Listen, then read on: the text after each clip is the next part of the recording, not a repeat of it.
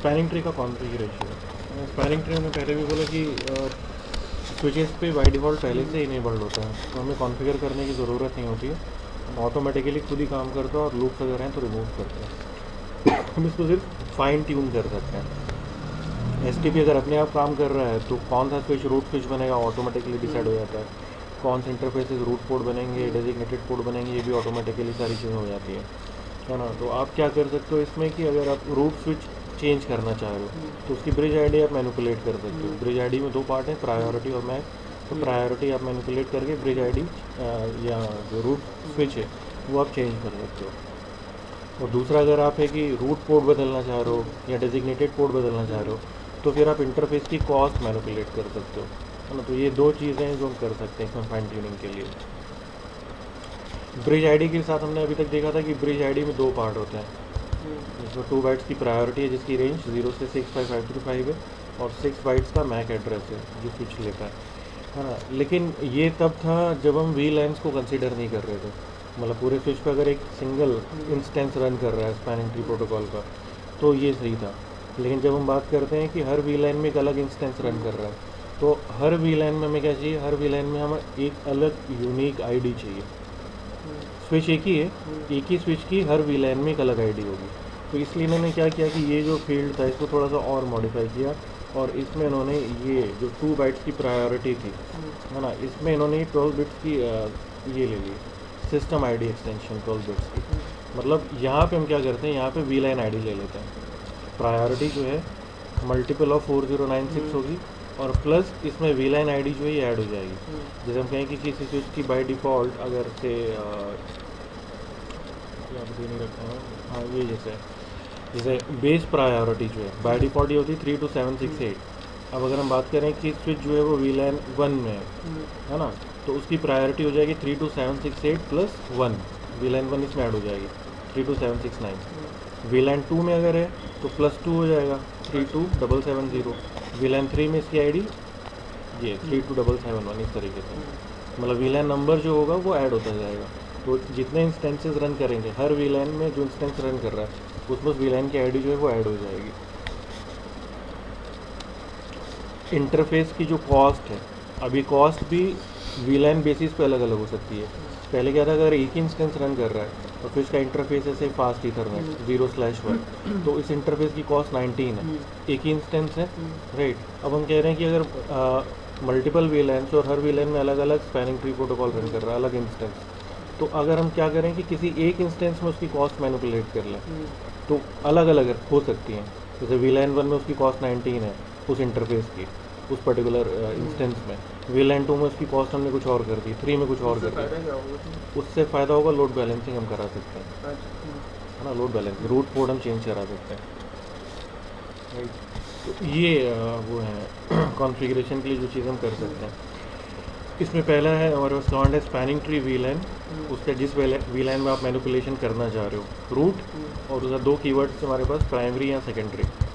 Right. तो इससे हम क्या करते हैं, इससे हम ये कर सकते हैं कि जो स्विच है, अगर आप किसी स्विच को बनाना चाह रहे हो कि वो रूट स्विच बने तो आप उस स्विच पे मतलब किसी पर्टिकुलर VLAN में आप ये कमांड आप ही रन कर दो कि स्पैनिंग ट्री VLAN, जैसे हम VLAN 3 में चाहते हैं कि हमारा जो स्विच है जिस पर हम ये कमांड चला रहे हैं VLAN 3 में वो रूट स्विच बन जाए, तो उस पर लिख देंगे spanning tree VLAN 3 root primary. तो वो अपनी प्रायोरिटी ऑटोमेटिकली इतनी कम कर लेगा कि वो बाकी स्विचेस से कम हो जाए, है ना, ऑटोमेटिकली कम कर लेगा। और अगर हम सेकेंडरी दे देते हैं तो अपनी प्रायोरिटी इतनी कम करेगा कि वो सेकेंडरी बने, है ना, मतलब इनकेस अगर प्राइमरी डाउन होता है तो सेकेंड स्विच हमारा जो है वो बन जाए। या फिर अगर आप मैनुअली प्रायोरिटी असाइन करना चाह रहे हो तो आप ये यूज़ कर सकते हो स्पैनिंग ट्री VLAN का नंबर जैसे 3 प्रायोरिटी, और प्रायोरिटी की फिर जो वैल्यू आप देना चाह रहे हो, तो ये देने के लिए आपको पता होना चाहिए कि बाकी स्विचेस पर प्रायोरिटी कितनी है ना, तभी आप उससे कम कर पाओगे। यहाँ पे वो ऑटोमेटिकली करेगा, यहाँ पे आपको जानने की ज़रूरत नहीं है, राइट। इंटरफेस की कॉस्ट अगर चेंज करनी हो स्पैनिंग ट्री में किसी पर्टिकुलर VLAN में, स्पैनिंग ट्री VLAN की आईडी, कॉस्ट, और जो कॉस्ट आप देना चाह रहे हो, डिफ़ॉल्ट कॉस्ट ये है 10 Mbps का लिंक है तो 100 Mbps का लिंक है तो 19, 1 Gbps का लिंक है तो 4 और 10 Gbps का लिंक है तो 2। पोर्ट फास्ट हम मैंने कहा था कि हम यूज़ करते हैं जब हम चाहते हैं कि इंटरफेस डिसेबल्ड या ब्लॉकिंग स्टेट से डायरेक्ट फॉरवर्डिंग स्टेट में आए, तो उसके लिए उस इंटरफेस पे जाके कमांड रन कर देंगे, स्पैनिंग ट्री पोर्ट फास्ट। ठीक, BPDU गार्ड अगर आप इनेबल करना चाह रहे हो, मतलब स्विच को अगर BPDU उस इंटरफेस में मिले तो इंटरफेस डिसेबल हो जाए, तो spanning tree BPDU guard enable, है ना, ये चला सकते हैं। बाकी कुछ शो कमांड्स हैं जो हम यूज़ करेंगे, जैसे उन्होंने यहाँ पे एक एग्जांपल लिया है कि दो स्विचेस हैं और उनके बीच में लूप है, ये रिडंडेंट लिंक्स हैं इनके बीच में, राइट, फ्रंट लिंक्स, और इन दोनों से एक एक PC जो है वो कनेक्ट हो रहा है, और यहाँ पे इन दोनों स्विचेस पे जो VLAN है वो है VLAN 3 जिसको हम कंसीडर कर रहे हैं। तो इसमें इन्होंने अज्यूम किया है, ये इन्होंने स्विच 1 पे, पहले स्विच पे कमांड रन करी, ये शो स्पैनिंग ट्री VLAN 3। तो इससे हमें देखिएगा कि ये जो हमारा पर्टिकुलर स्विच है स्विच 1, इस पे VLAN 3 में स्पैनिंग ट्री का क्या कॉन्फ़िगरेशन है, कौन सा स्विच रूट स्विच है, कितनी कॉस्ट है, सारी चीज़ें। तो यहाँ पे दिखा रहा है VLAN 3 में स्विच 1 पे रूट ID, मतलब स्विच 1 के हिसाब से रूट कौन है, ये कह रहा है कि रूट की जो प्रायोरिटी है वो है 32771, मतलब डिफ़ॉल्ट प्रायोरिटी है 32768 + 3, तो 32771 हो गया। रूट का जो मैक एड्रेस है वो ये है, रूट पे पहुंचने की कॉस्ट 19 है, रूट पे पहुंचने के लिए जो इंटरफेस यूज़ करेंगे मतलब रूट पोर्ट वो ये है FA0/16, और ये रूट के टाइमर हैं 2 सेकेंड्स का hello timer, max size 20 seconds का, फॉरवर्ड डिले 15 सेकेंड्स का। फिर यहाँ पे ब्रिज ID में ये अपनी ID लिस्ट कर रहा है कि इस स्विच 1 की अपनी ID क्या है, प्रायोरिटी इसकी भी वही है, सेम है ना, 32771, यहाँ दिखा रहा है आपको प्रायोरिटी 32768 और सिस्टम ID एक्सटेंशन 3, इसका मैक एड्रेस और इसकी टाइमर वैल्यूज़ वही होंगी जो रूट पे यूज़ हो रही है, राइट। तो अब हमें अगर ये जानना है कि हमारा जो स्विच है ये रूट है कि नहीं, तो आप मैक एड्रेस कंपेयर कर लो, ये जो मैक एड्रेस है और ये जो मैक एड्रेस है दोनों डिफरेंट हैं, इसका मतलब है कि जो स्विच 1 है हमारा ये रूट स्विच नहीं है, राइट। और दूसरी चीज़ हमने कहा कि अगर ये दूसरा स्विच हमारा रूट स्विच बना तो ये क्यों बना, प्रायोरिटीज़ दोनों की सेम थी, इसका मतलब जो डिसीजन हुआ है, सिलेक्शन हुआ है मैक की बेसिस पे हुआ है, मैक जिसका लोअर होगा। तो आप कंपेयर करो इसको लेफ्ट से राइट, 0019 0019 E859 और ये E86 है, तो ये 85 है, ये 86 है, तो ये लोअर था, इस वजह से ये जो है ये रूट स्विच बना। फिर यहीं पे आपको इंटरफेसेस पे दिखा रहा है कि इसके जो इंटरफेस है कौन सा इंटरफेस किस मोड में काम कर रहा है। सर लेकिन अलग अलग इंस्टेंस में तो अलग अलग रूट स्विच होंगे ना, अलग अलग उसके। अगर हम डिफ़ॉल्ट कॉन्फ़िगरेशन पे छोड़ेंगे तो सारी VLANs में एक ही स्विच रूट स्विच बनेगा, क्योंकि इसका मैक एड्रेस सभी में सबसे कम होगा ना।